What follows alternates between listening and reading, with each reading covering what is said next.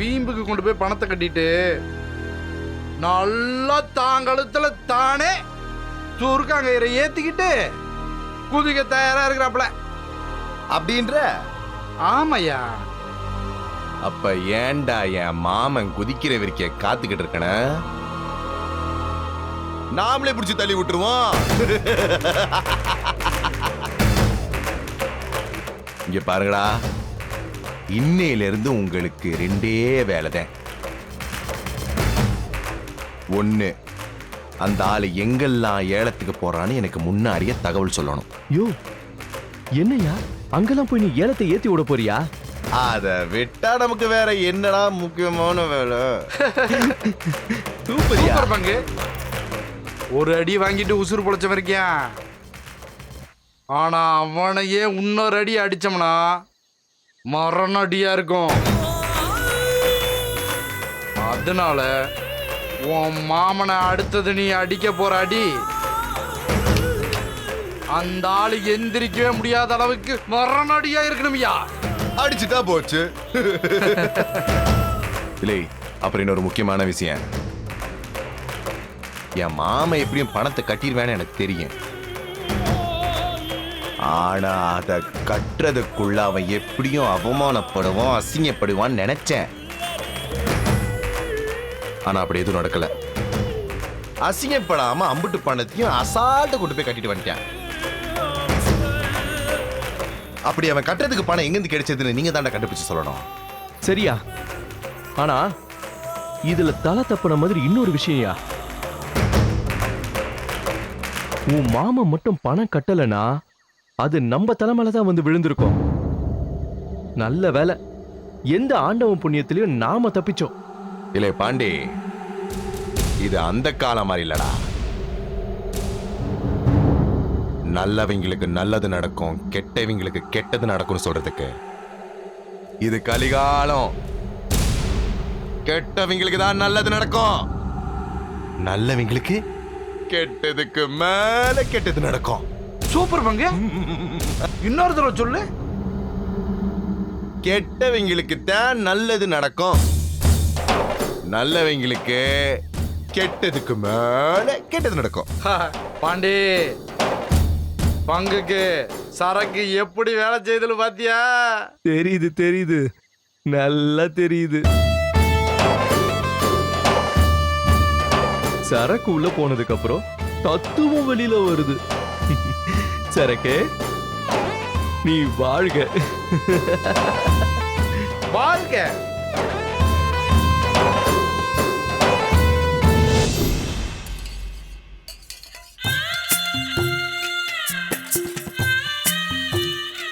போதும்.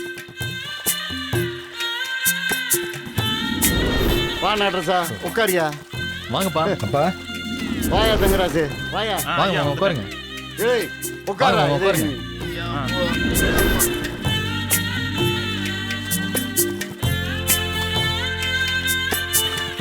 இந்தாயா. இந்திரா டேய் கையடிட்டா. கொடுங்க அம்ஜி. இந்த தங்கராசு வாங்கிக்க.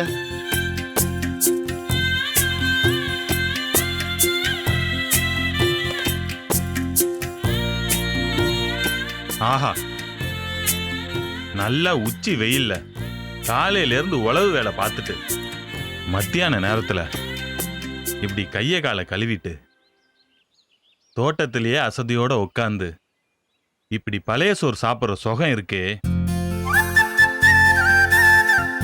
இந்த உலகத்துல எங்க போனாலும் கிடைக்காது.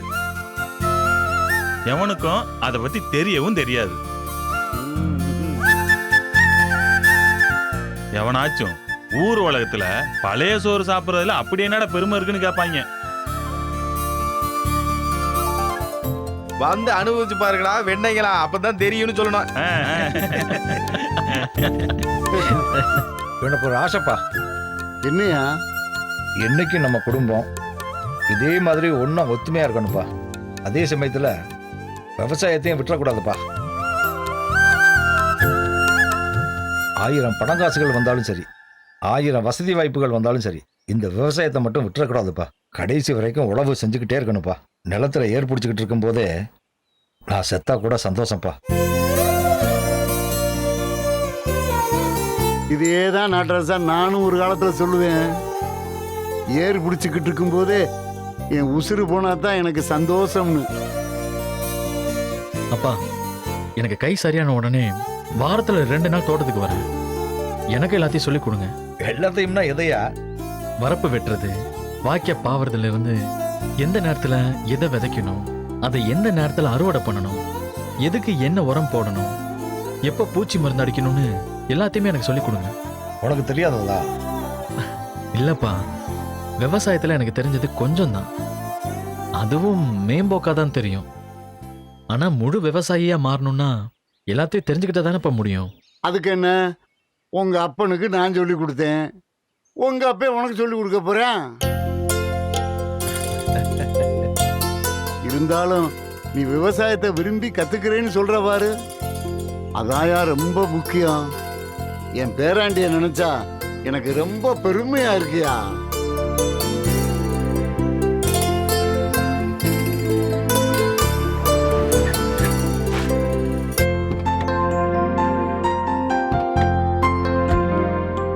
அப்பா, மாமா வராருப்பா.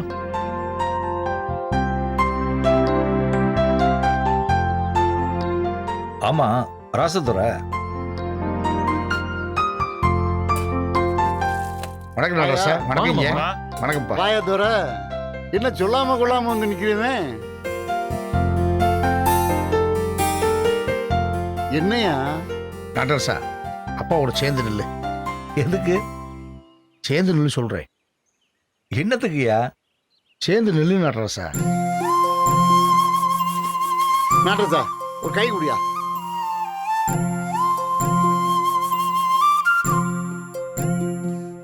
ஐயா நாகராஜ் சார், நீ எனக்கு தக்க நேரத்தில் பணம் உதவி பண்ணி எனக்கு வர்ற ஆபத்துல இருந்து என்னை காப்பாத்திட்ட.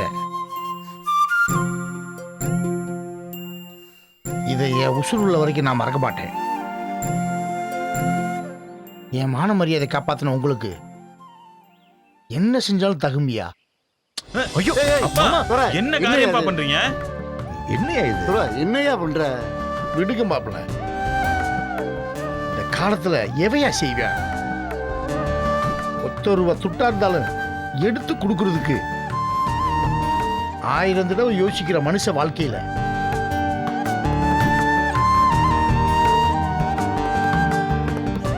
இன்னைக்கு பொண்ணு எடுத்த வீட்டுல ஒரு பிரச்சனை வந்ததும் 15 லட்சம் ரூபாய கொஞ்சம் கூட யோசிக்காம எடுத்து கொடுத்தீங்க. நான் செய்ய வேண்டிய சீர்க்கும் பணத்தையும் கொடுத்து, நான் சீரா செஞ்ச பணத்தையும் மறுபடியும் எனக்கு திரும்ப வந்து கொடுத்து, நகை நட்டை கொடுத்து என் கௌரவத்தை காப்பாற்றணும்னு நினைச்ச இந்த மனசு யாருக்கே வரும்? இதுக்கு ஐயா காலையும் நாட்டரசும் காலையும் விழுந்து நன்றி சொல்லி ஆகணும். டேய், என்னடா பேசிக்கிட்டு இருக்க? யாரோ வெளியாள் மாதிரி காலில் விடுறேன்னு பேசிக்கிட்டு இருக்க. பேசாம இருக்க போறியா இல்லையா? இல்லை நாட்டரசா. ஏய், பேசாத. நீ உன்னை பேசாம இருக்க சொன்ன.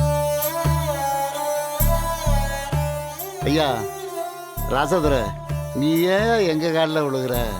கொஞ்சம் அமைதியா இருயா. காலில் வந்து நன்றி சொல்லாமல் நினைக்கிறேன், அதுக்கு தான் விட மாட்டோம்ன்றீங்க.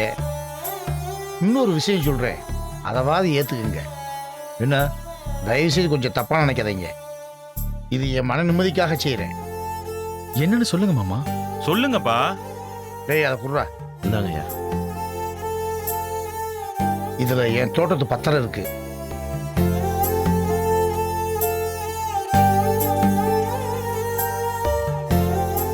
தயவு செஞ்சு இதை கொஞ்சம் வாங்கிக்கிங்க. நான் வாங்கின பணத்தை என்னைக்கு நான் திருப்பி கொடுக்குறேனோ அன்னைக்கு இந்த பத்திரத்தை திருப்பி வாங்கிக்கிறேன்.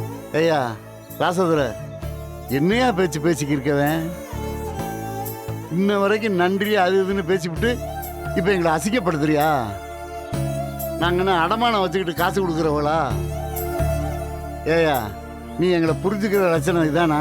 ஐயா இல்லைங்க, அவ்வளோ பெரிய தொகை ஒன்றுமே கொடுக்காம நான் எப்படி இந்த பணத்தை ஏற்றுக்கிறது? ஏயா, எனக்கு இன்னொரு மகன் இருந்தா நான் செய்ய மாட்டேனா? நான் உன்னை மகனை தாயா பார்க்குறேன். நீ தான் எங்களை வேத்தாளா பார்க்குறேன்னு நினைக்கிறேன்.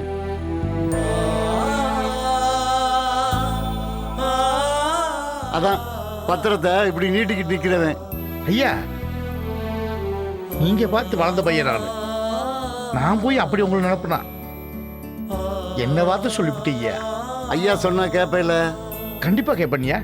அப்ப எப்படி அந்த பத்திரத்தை கொண்டுக்கு வந்தியோ அதே மாதிரி வீட்டுக்கு கொண்டுக்கு போ.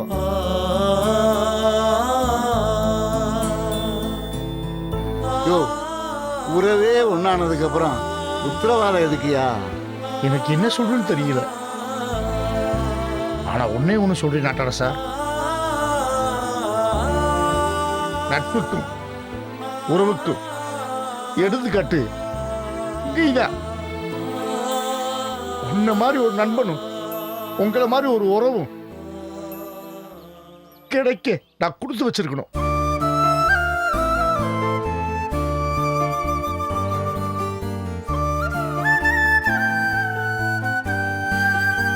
நண்பா ரசத்துல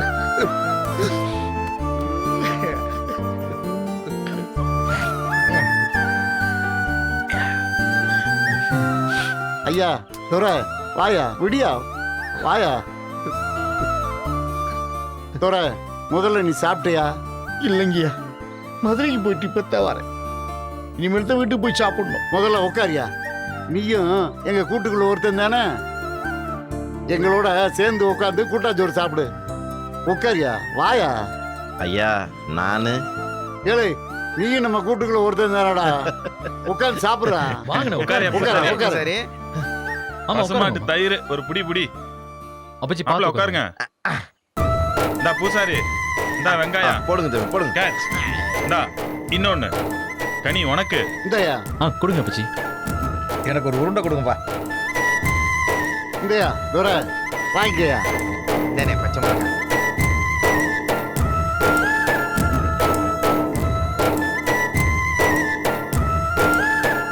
சாப்பிடியா, நல்லா சாப்பிடியா. பூசாரி வாங்கிக்கயா வாங்கிக்கயா. புடி புடி.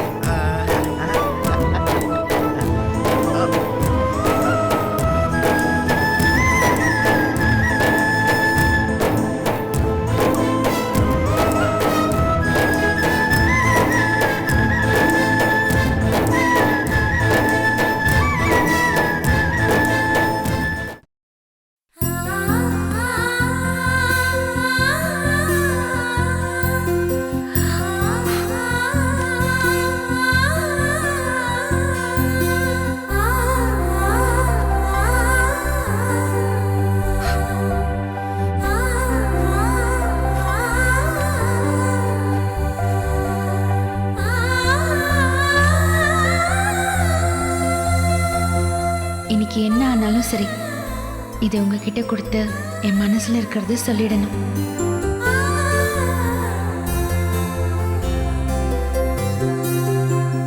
எதை பத்தியும் யோசிக்காம, எந்த தயக்கமும் இல்லாம அவர் வந்த உடனே நம்ம காதலை சொல்லிடணும்.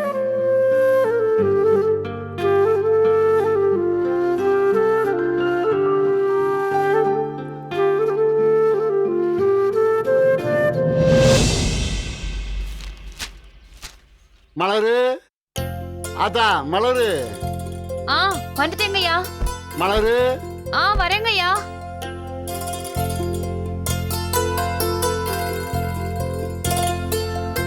ஐயா சொல்லுங்க ஐயா. ஏத்தா மலரு, என் மூக்கண்ணாடிய பார்த்த? இல்லைங்களையா. எங்கேயோ வச்சேன், எங்க வச்சேன்னு தான் தெரியல. நீ கொஞ்சம் தேடி பார்த்தா.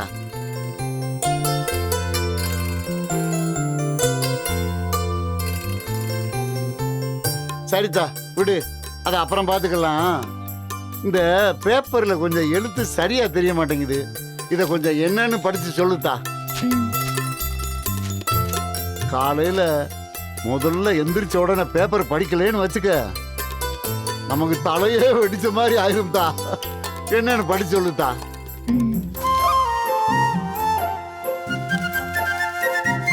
இந்தியா நியூசிலாந்து இடையிலான உலக கோப்பை கிரிக்கெட் போட்டி மழையின் காரணமாக தடைப்பட்டது.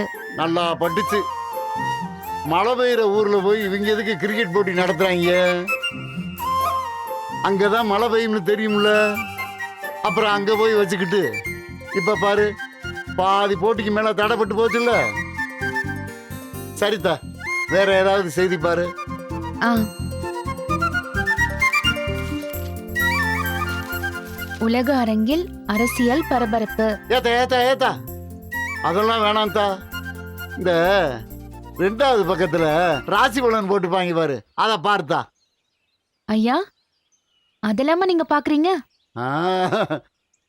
அதை பார்த்துட்டு தானே நான் தினமும் வேலையை ஆரம்பிக்கிறேன். அதுல உங்க ராசியான நிறம் ஊதா, கருநீலம்னு ஏதாவது ஒன்று போட்டுப்பாங்க. தினமும் அதை பார்த்துட்டு தானே என்ன கலர் ஜிப்பா போடணும்னு முடிவு பண்றேன். படிதா, படிச்சு என்ன பலன் போட்டிருக்குன்னு சொல்லு. நீங்க என்ன ராசிங்க ஐயா? நாங்க சிம்ம ராசி இல்ல.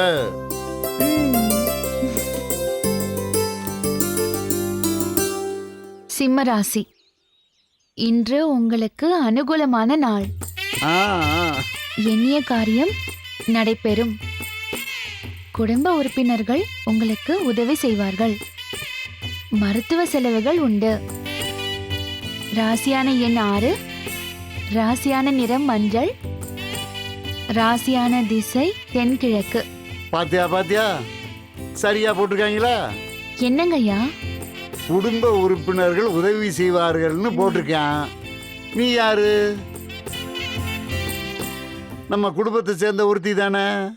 இப்ப நான் கூப்பிட்ட உடனே ஓடி வந்து எனக்கு பேப்பர் படி சொல்றேல்ல, இது குடும்ப உறுப்பினர்கள் உதவி செய்யறதானே. அடுத்து என்னது? மருத்துவ செலவு உண்டு. அதுக்கு என்ன அர்த்தம்? என்ன அர்த்தங்கய்யா?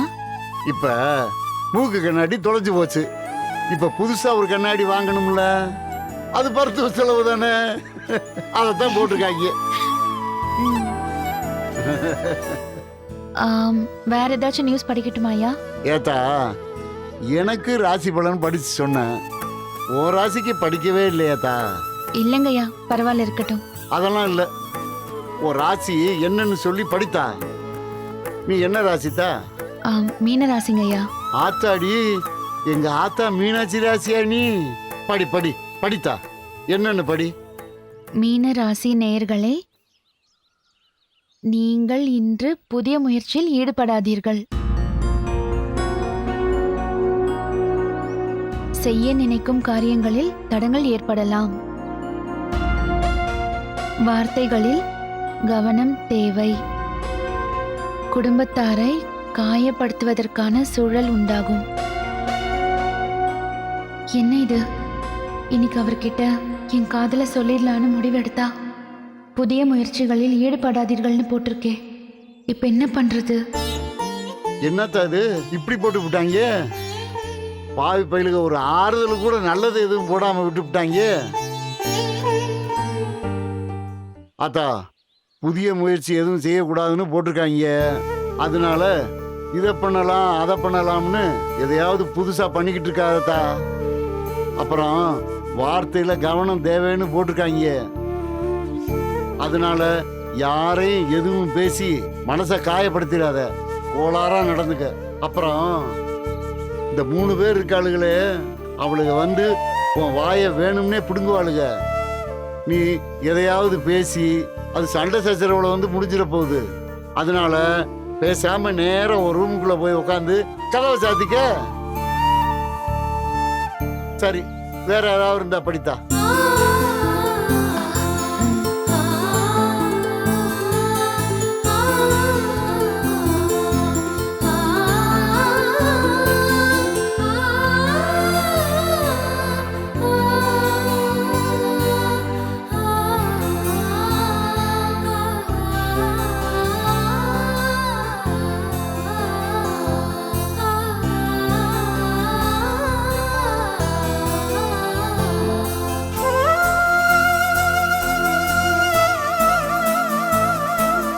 தாத்தா போதும் தா,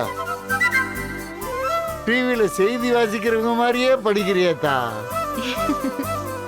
ரொம்ப நன்றித்தா, ரொம்ப நன்றித்தா. என்னங்கய்யா இதுக்கெல்லாம் போய் நன்றி சொல்லிக்கிட்டு? சரித்தா, சரி, நீ போய் உன் வேலையை பார்த்தா.